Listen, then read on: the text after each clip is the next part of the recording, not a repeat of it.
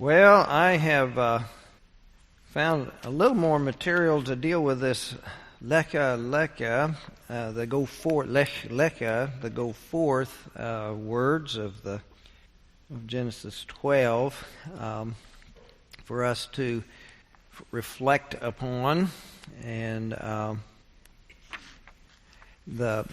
little bit of a summary that I had to rush through and didn't get to at the end of last week. Let me share that with you before we move on.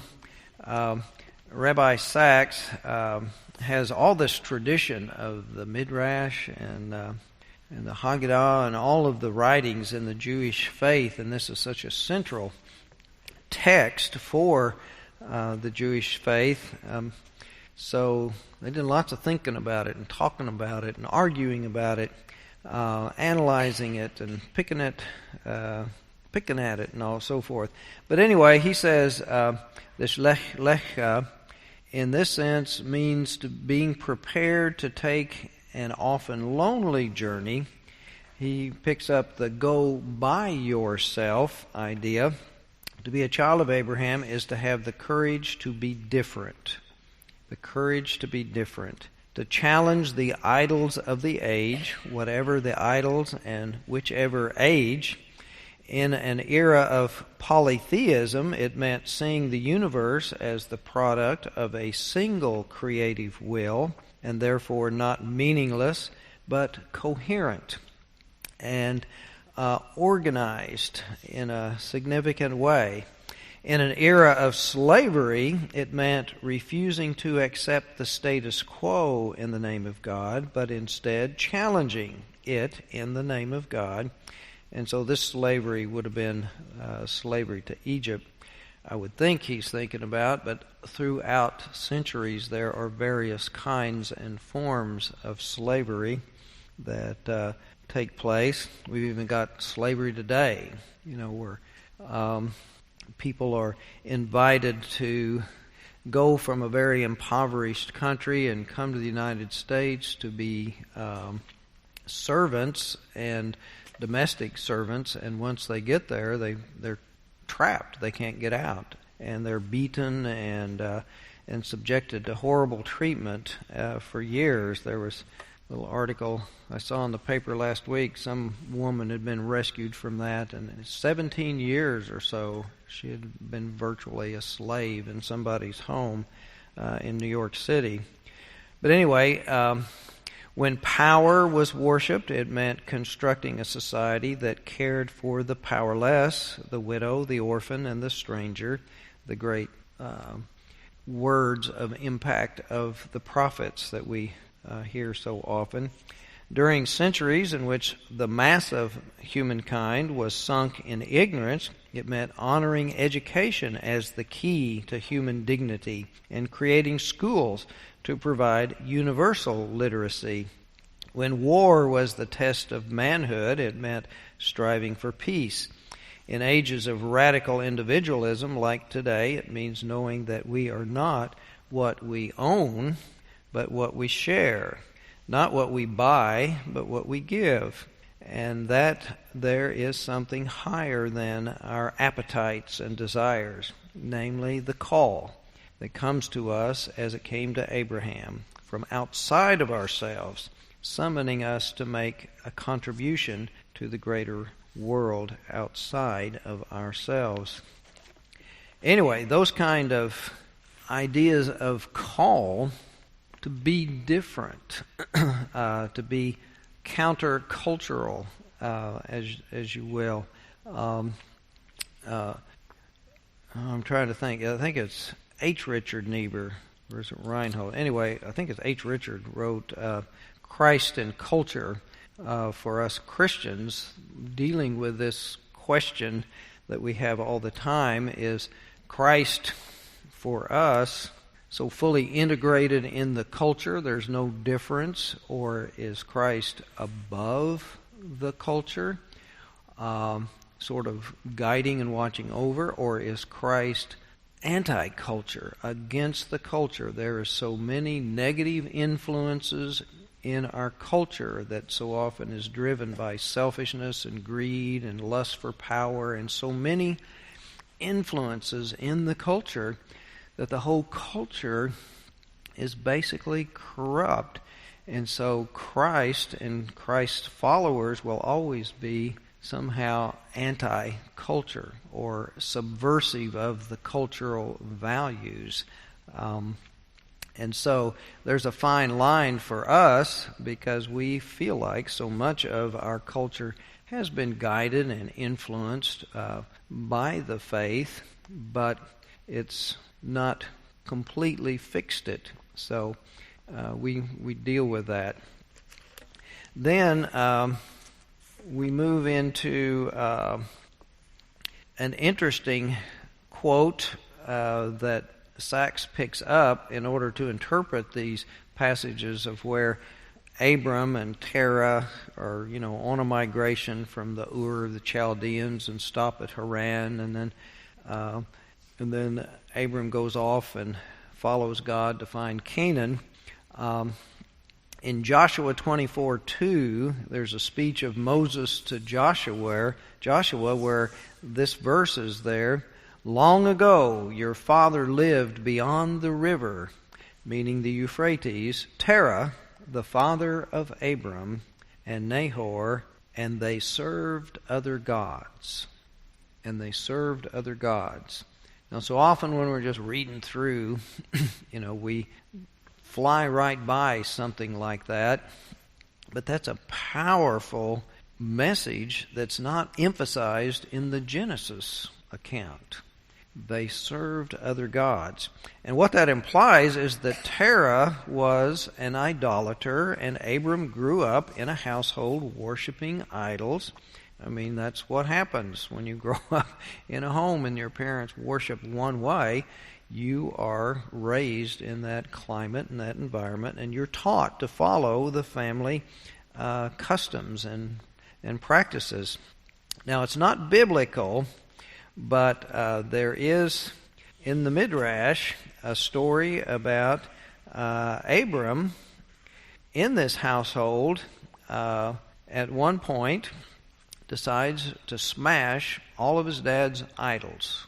Anybody heard that story? Abraham smashing all of his dad's idols? Well, you wouldn't find it in the Bible. It's in the Midrash.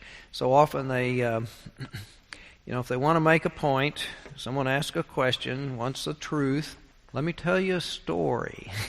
So they tell a story, and it's like Jesus and his parables. What's right or what's wrong or what's the truth, and let me tell you a story. Let me give you a parable.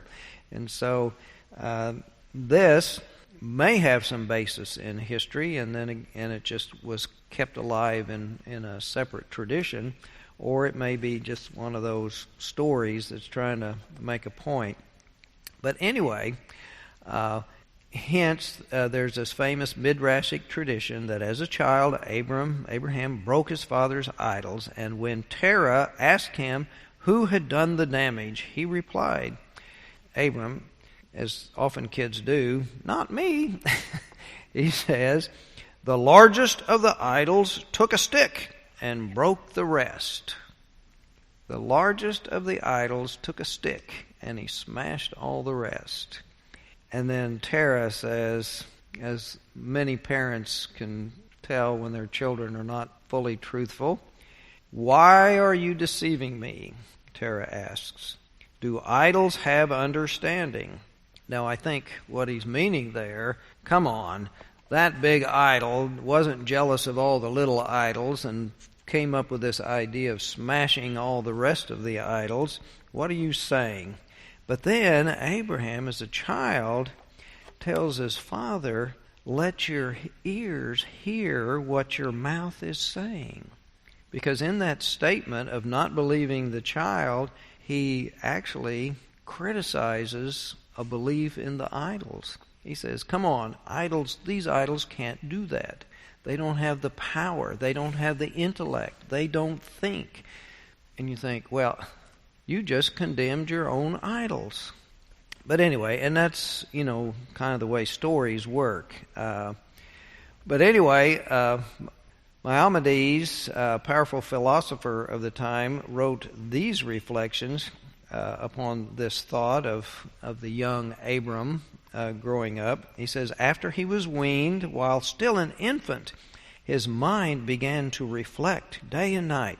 He thought and wondered, how is it possible that the celestial sphere, the stars, should be continuously guiding the world? You know, we've heard the stars in some of those concepts. The stars determine our fate.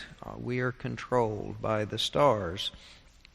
But anyway, without something to guide them and cause them to revolve. For it cannot move on its own accord, or the stars cannot move on their own accord. And he had no teacher or mentor because he was immersed in Ur of the Chaldees, among foolish idolaters. His father and mother and the entire population was worshiping idols, and he worshipped with them, and he continued to speculate and reflect until he achieved the way of truth, understanding what was right through his own efforts. It was then that he knew there must only be one God who guides the heavenly bodies, who created everything, and besides whom there is no other God. So this reflection and idea has Abraham being quite bright and intelligent and moving ahead and logically reasoning out the ineffectualness of idolatry. It doesn't make sense. So this gets us to the idea that with this logical way of reasoning, it was Abraham who came to a radical break with the tradition and his father's tradition. It is Abraham is that main driving force that makes this break away from idolatry and his father's traditions in the home. But as they begin to reflect upon this, there seems to be a little bit of a situation of being somewhat out of sync, because when we hear from the end of the 11th chapter, these are the generations of Terah. Terah fathered Abram, Nahor, and Haran fathered Lot, and Terah took Abraham, and anyway, Haran had died. Terah took Abraham, his son, and Lot, the son of Haran, his grandson, and Sarai, his daughter-in-law, his son Abram's wife, and they went forth together from the Ur of the Chaldees to go into the land of Canaan. But when they came to Haran, they settled there. The days of Terah were 205 years, and Terah died in Haran. Now, the inconsistency is that there's a possibility that Abram, in this Ur of the Chaldees, had received the call and this awareness, and that his dad was already making some changes and moves, and that they had begun that move because they were going to go to Canaan. And they just happened to stop on the way. And then Abraham picks up and completes the journey after his dad died. And it doesn't really tell us how long they stayed in Haran. I mean, the dates and the ages and all have this somewhat nebulous, exactly how old they are and what stage, because in practical sense, we don't really think that Terah would have lived 205 years. So, in reality, how old was he? And then in reality, how old was Abraham? Was he really 75, or was he 55 or 45? We don't know historically exactly how old they would have been and how long they were there. But there is a difference from this complete break and an idea of continuity between Abraham and his dad, so that he stays with his dad until his dad dies before he continues the journey that his dad had begun. And so his dad may have been starting to break away, and then Abraham completed that process. Then some scholars are saying that the call of Abraham in chapter 12 really came first while he still was in the Ur of the Chaldeans, and since the call is out of place, they argue, why was it switched? And they argue that this change may have occurred in order to protect Abraham's reputation. Because if, in fact, he receives the call and he leaves before Terah dies, then as the eldest son, he would be abandoning his father in his father's old age before his father died. He would have neglected his father and his father's needs in his old age, and this would have been quite dishonorable in that culture. It would have been shameful, and if he is going to be the leader of our faith and the model of our faith, then we can't have him start off this call with this horrible, dishonorable behavior of abandoning his father in his old age. It just wouldn't do. So the story may be a little bit switched around in order to protect Abraham's reputation, if we have it in the sense that it's a complete break and he goes off and leaves his father without the care and support that the oldest son is supposed to provide. But we don't know. It creates a little bit of a conundrum, and for us Christian folks, for a lot of it, it's just, well, who cares? What difference does it make? We believe in Jesus, and all of that came before.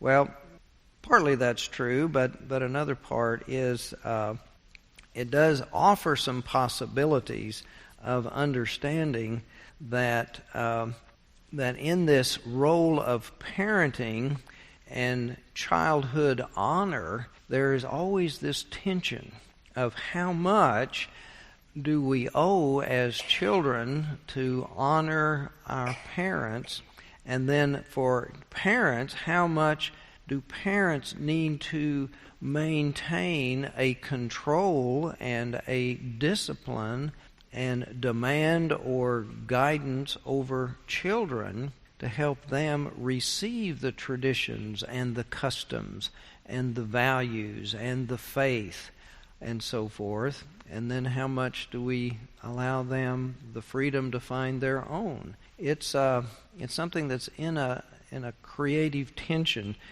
for each generation and within families. And it's to that issue that Sachs springboards to a big discussion in his book about that kind of issue.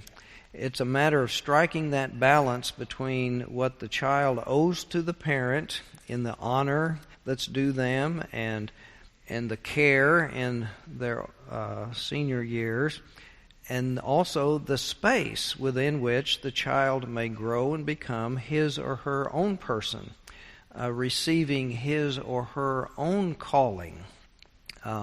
Much is written and discussed discerning this balance in the Hebrew writings, but it just kind of dawned on me that this is very timely and apropos in the sense of our holiday season that is upon us.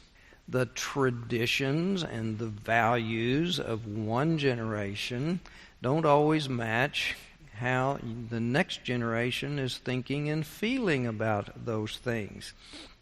In my premarital counseling, I almost always ask couples how they are going to work out keeping the family traditions and values and the obligations and expectations coming from both sides of the family, his parents and her parents, when they marry. How are you going to balance those? And especially when we have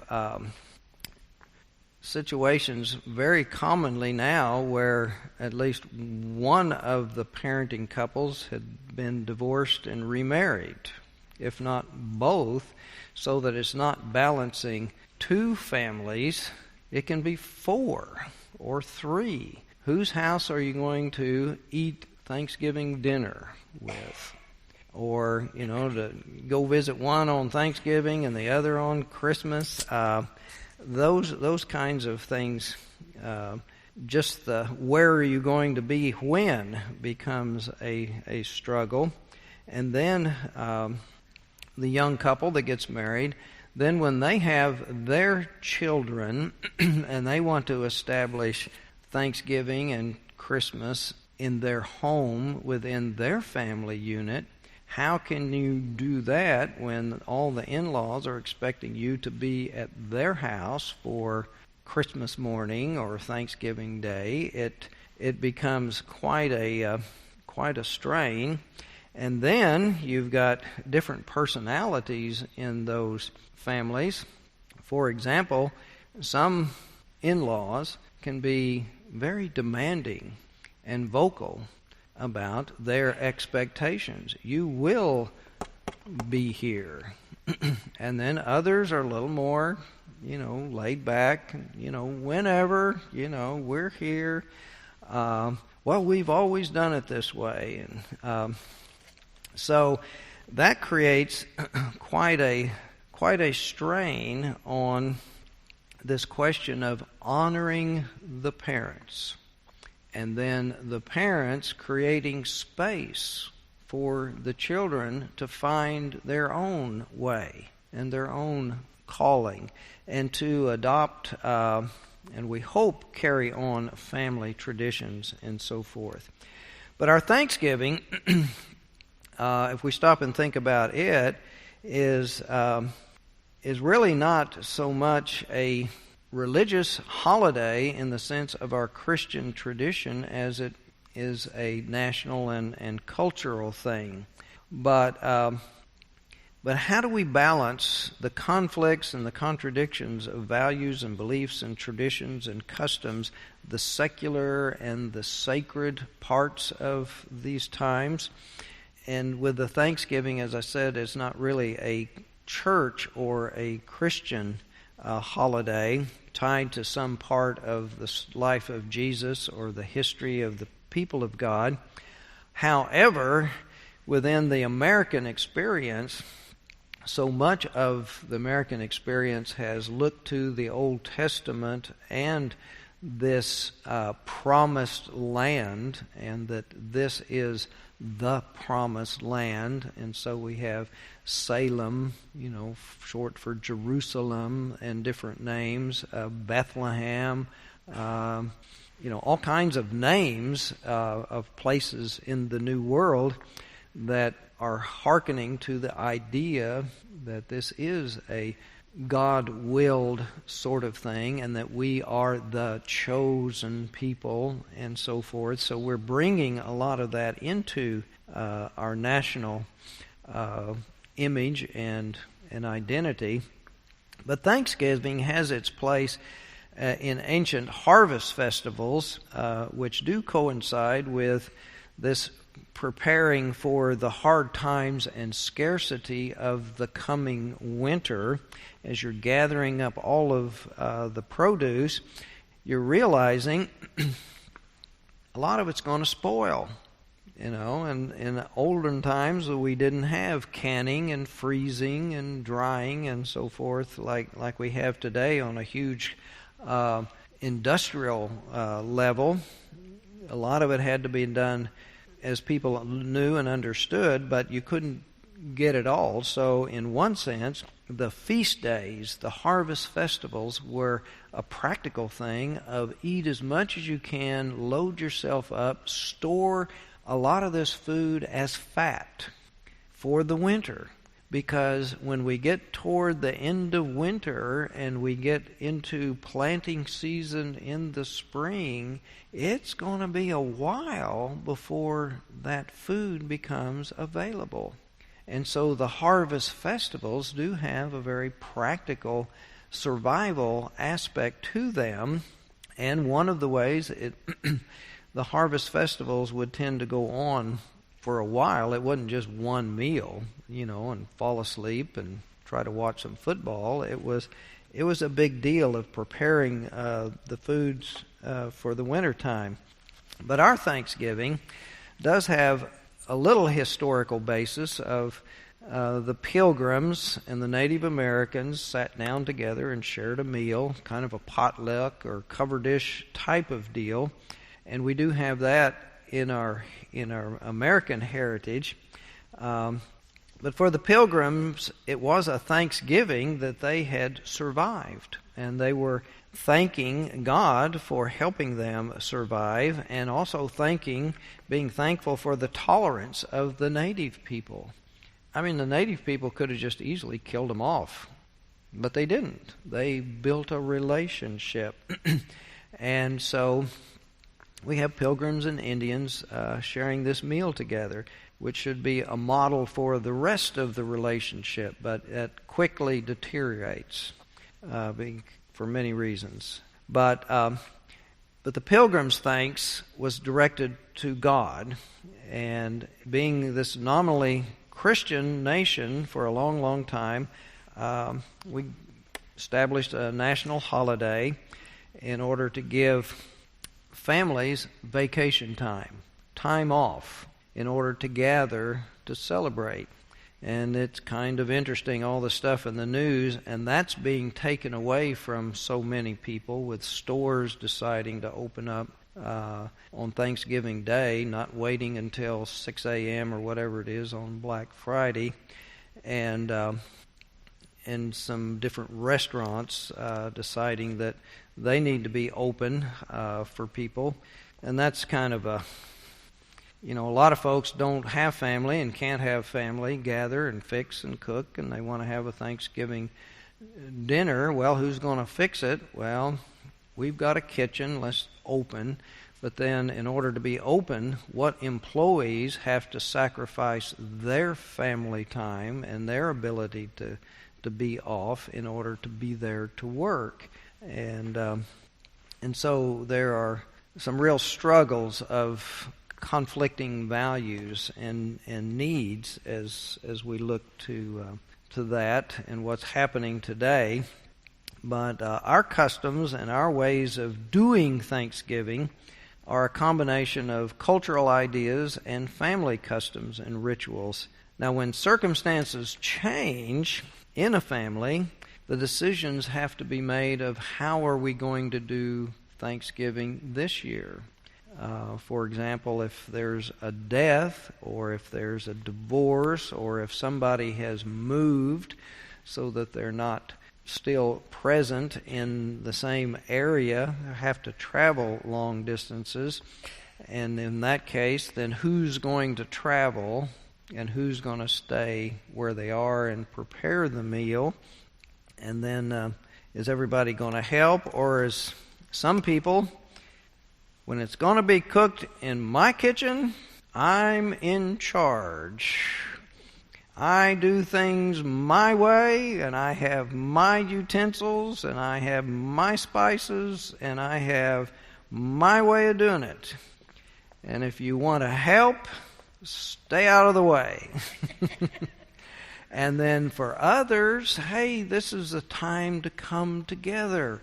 Everybody has a part and a share. You chop the carrots and the celery, and you go out and gather lettuce out of the cold frame or the greenhouse and make the salad and so forth. That everybody has a part. But anyway, if you can't cook, then you may get to clean up afterwards.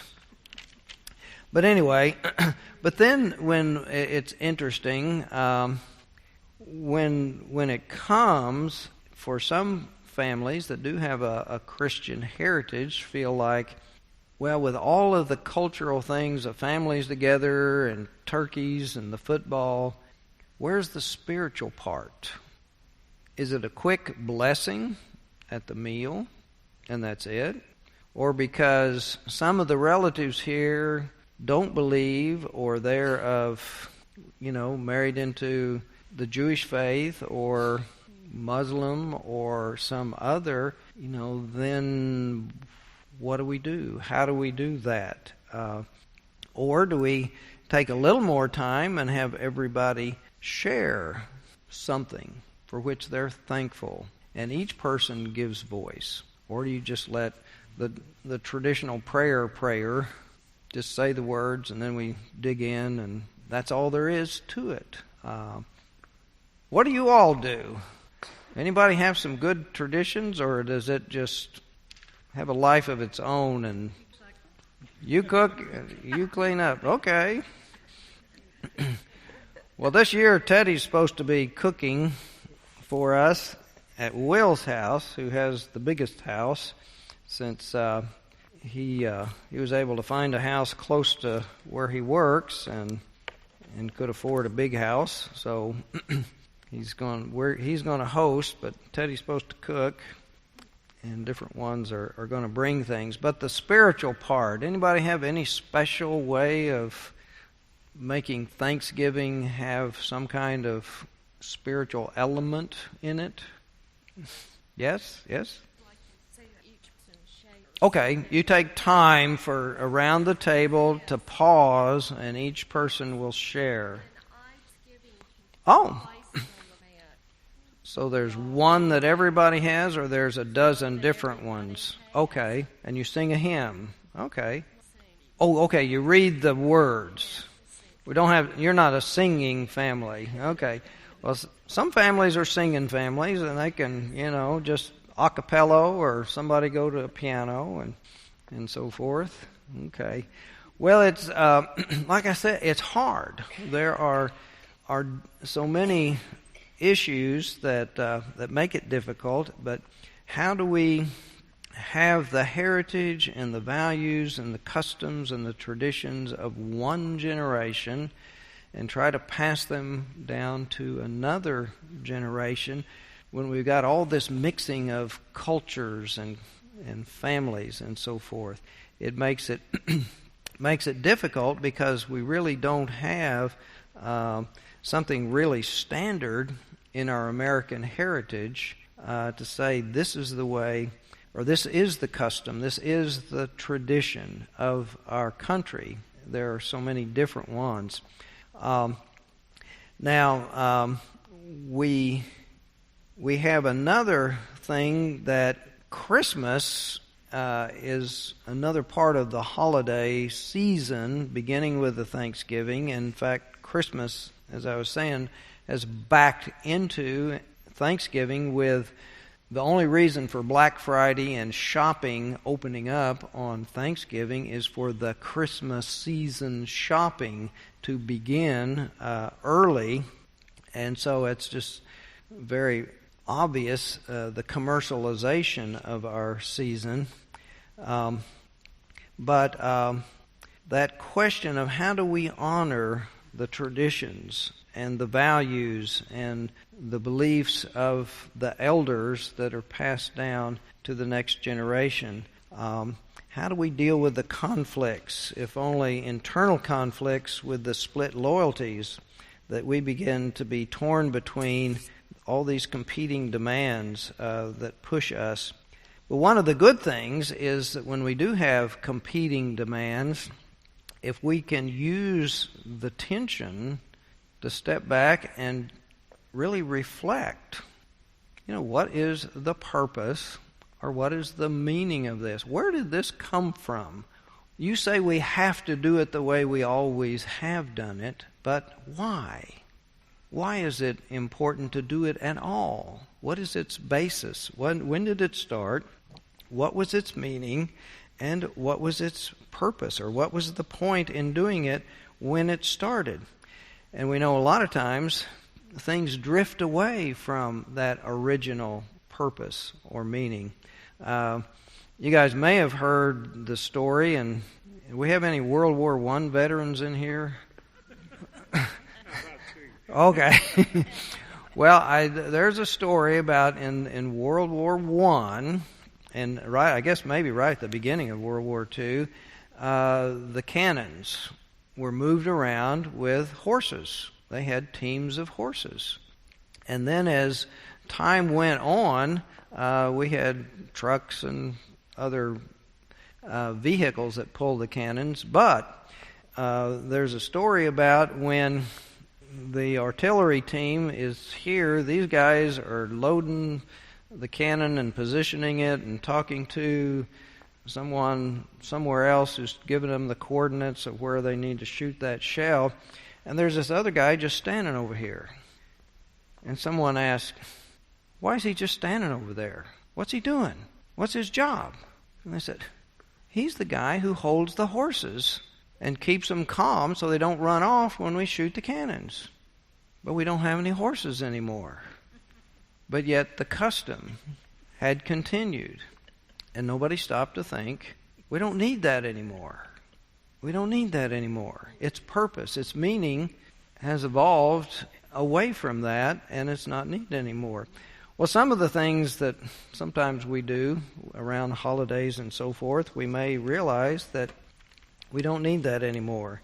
One of them often we get from our children as they begin to grow up is that some of the customs were very important for small children, and they loved it, but at a certain age, they're going to tell us, I'm not a kid anymore. I don't want to do that. And so all of a sudden, but the parents loved that time. Oh, it made us so happy. It warmed our hearts to see the children when they did that. And we want to keep the children doing that because we loved it so much. But they get to that age, I'm not a kid anymore. I don't want to do that anymore. And so we have to rethink that. Well, in the Abraham story, the Hebrew Jewish reflection about this radical break with the past or the continuity or evolution from the past is this perennial human story involving every human family as we deal with our customs and our traditions, and especially at holiday time. And it's especially critical for families of faith to negotiate those transitions effectively. If in the parental faith it is strong and deeply held faith with strong values by the parents, then they want to pass that faith on to the children. And because our faith, our worldview, our understanding of how the world works and how life in the world is supposed to work. I mean, there's a right and a wrong. There's a healthy and an unhealthy. How our life is supposed to work in the community. And it is your view of what is right and wrong and good and evil and what you want your children to know and believe, not just because those things in our mind are true. It's because we believe this is what helps us negotiate our way through life in a good way and not keep having difficulties, getting off the path into the rough and dangerous places where we can get hurt. But to have these values within the children's character and personalities, we want to pass those things on. So these holiday rituals and customs kind of get involved in that kind of way of thinking and value system, that these things are important, these customs and these things that we do. But sometimes we haven't stopped to reflect upon them. Well, what was their original purpose and meaning? And if we don't keep revisiting them in a way to remind ourselves, then they can fade and get away.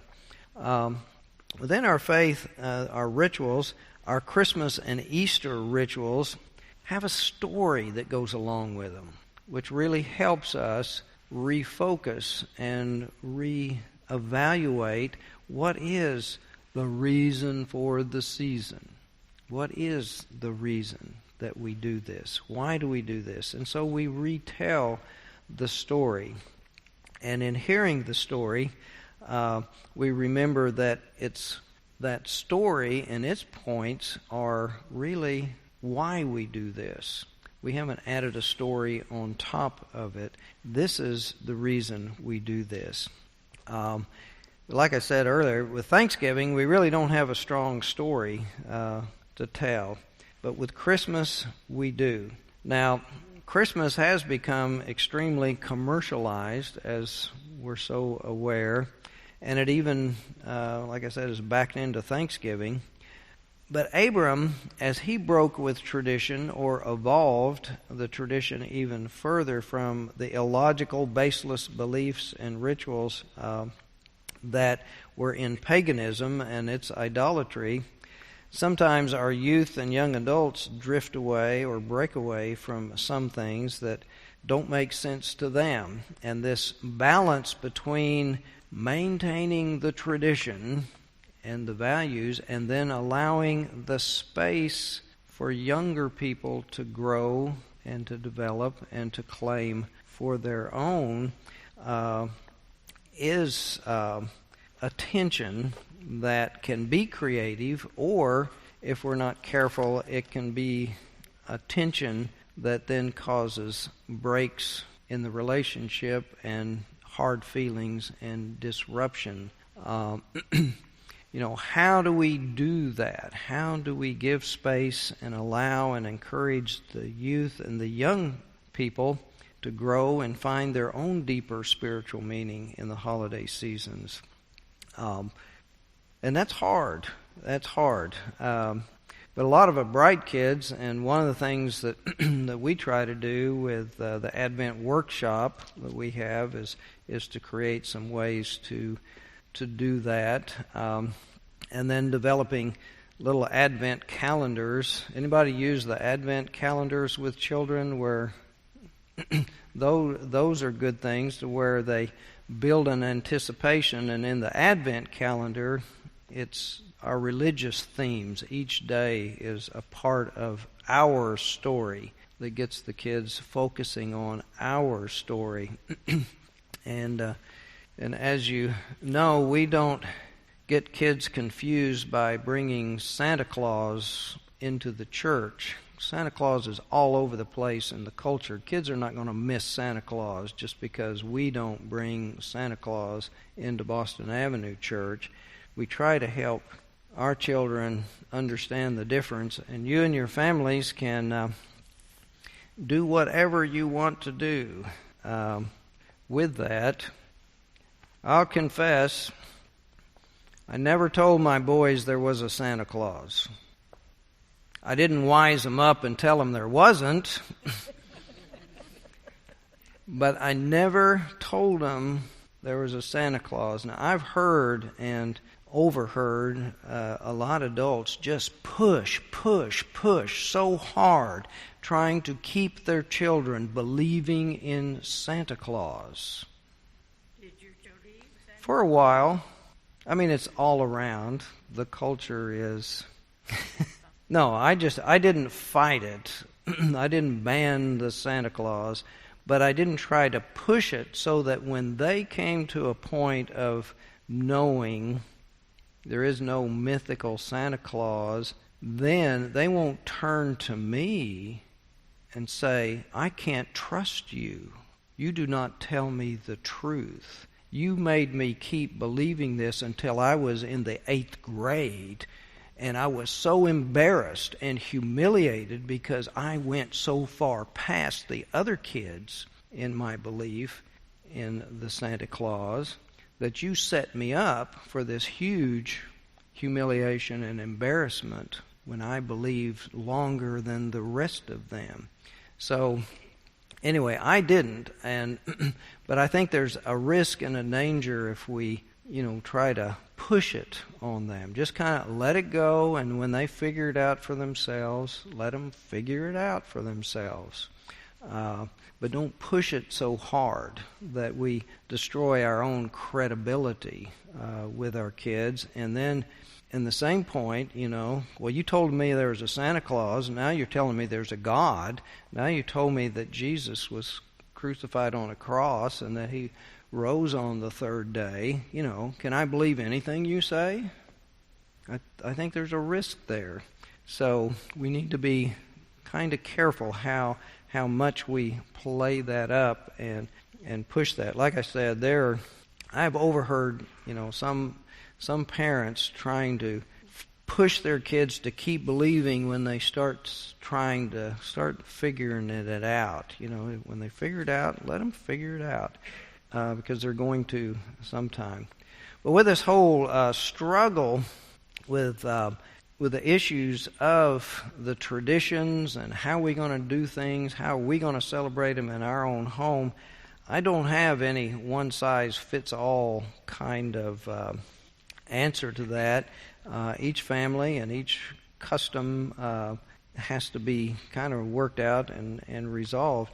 But I believe that one of the important things is to be willing to think about it and to look for ways to really make it meaningful.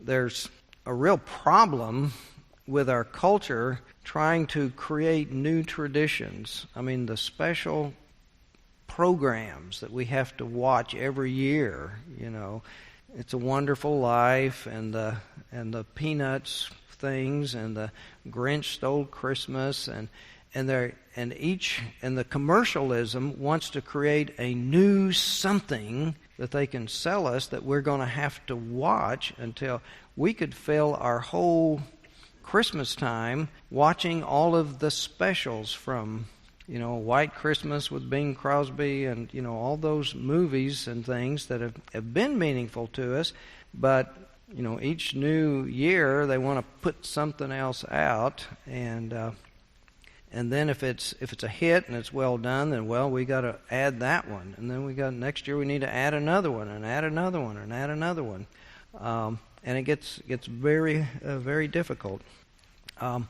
But anyway, one of the images that I received from discussions and lectures about all kinds of traditions, if we have the image of the old wagon going across the prairie, following the same trail, now there's a trail that's leading to the promised land or the new land, and you're going that way and you're following the trail so you can get there. But then if the ruts get too deep, you've heard of getting in a rut. If they get too deep and you get stuck and you can't move, then that image is one. And then another one was if you dam up each end of a deep rut, it becomes a grave. And grave means death. The thing can die if it gets stuck and gets too deep without being able to move the tradition and the values into a new place that continues to thrive and have meaning. So that's what we want to do. The old truths need new expressions for a new age. Each generation has to appropriate that tradition in ways that are meaningful and make sense to them. So Abram's go forth is an archetype of this reality. His going forth was a journey to find new truth and a new faith and to stay close to the true God.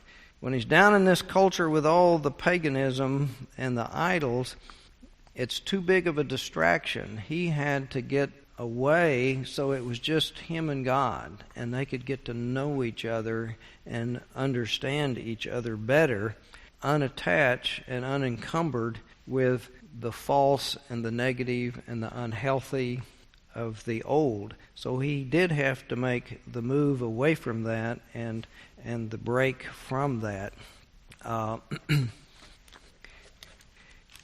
In Moyer's book about Genesis, there was an interesting quote about the call and what it means, and why are some people called, and why do some people hear the call that were kind of interesting. One of the things, a line in here that I thought was good, was at some point Abram stops leaving and he begins the long process of arriving. This part is go forth, but the go forth is leaving, and you're thinking about all the stuff he's leaving, but then the next part is arriving, where he's starting to learn things and figure out where does he need to be, settle in someplace, and so he's in developing that faith and understanding. So, anyway, well, we've got 5 minutes. Before I go on to anything else, anybody have any thoughts or reflections we want to talk about, or how are you going to do Thanksgiving at your house? Is it going to be ready, or you have to do it somewhere else? No, we're not going to make Thanksgiving. Not going to make Christmas. Not going to make Christmas. Not going to make New Year's. Not going to make New Year. We're going to make Valentine's Day. Okay. Well, Wally's house burned down in the big fire, and he's rebuilding it, and so we're not going to hang stockings on the fireplace at the new house yet. That's right. Okay. We're making progress now. Okay. Well, good. No ideas, no words of wisdom for the group? One thing I did youngsters, of course, I'm a scouter. Yeah. And one of the things that we recited every time we had Thanksgiving meals or Christmas meals was the Scout Oath. Uh-huh. On my honor, I will do my best to do my duty to God and my country, to help other people at all times, keep myself physically strong, mentally awake, and morally straight. Well, in the current culture, with the president we have these days, that's really kind of a depressing state in the current way we live with youngsters.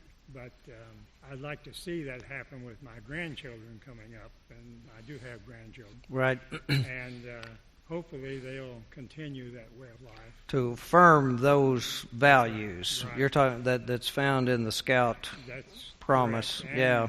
like two of my grandsons serving in the Army, and they've lived that life. Yeah. Well, and I'd like to continue that. My sons are also. Well, that's to have some ritual that you hold on to that expresses the values that we want to pass on. Well, I've got a story that that's kind of funny. We had we still, when the boys were little, we would put up the stockings and then put stuff out, and there would be surprises that would be unwrapped, and until they figured things out that it was mom and dad or somebody else instead of Santa Claus. But when Will was our only child, and he was 4, maybe 5, and we had gotten him those Playmobil little figures and sets. Well, when you get the box of them, all these things are stuck to things. You have to break them apart and put them together. So his mother and I, after we got him to bed, it took a long time. I can't remember. And so we got it all set up, and we were really tired and exhausted. And when we got it done, we went to bed. Well, he gets up Christmas morning, and he comes in, and he looks at it, and then he runs over to the fireplace and digs in, looks in the stocking, and he digs his hand in there and turns around with this horrified look. Nothing! We had forgotten to put the stuff in the stocking. And so I went to the stocking, and this is one of my, I guess it helps so often. I'm not a highly reactive person. And so I went over and I said, well, let's see. I dug down and I found this little glass teddy bear in the toe of the stocking. And I pulled it out and I said, oh, there's something. And I gave it to him. He said, oh. And then he went and then he started playing with his thing. But I'll never forget that horrified disbelief. Now, we didn't do it to him on purpose. We were busy and set it up, and we just forgot to finish putting stuff in his stocking. But anyway, he was satisfied that it wasn't nothing, and he was really happy with the other stuff, and so it worked out. But it was one of those things. I thought, oh my gosh, we ruined him for life because Santa didn't bring him something. Nothing. So, well, anyway,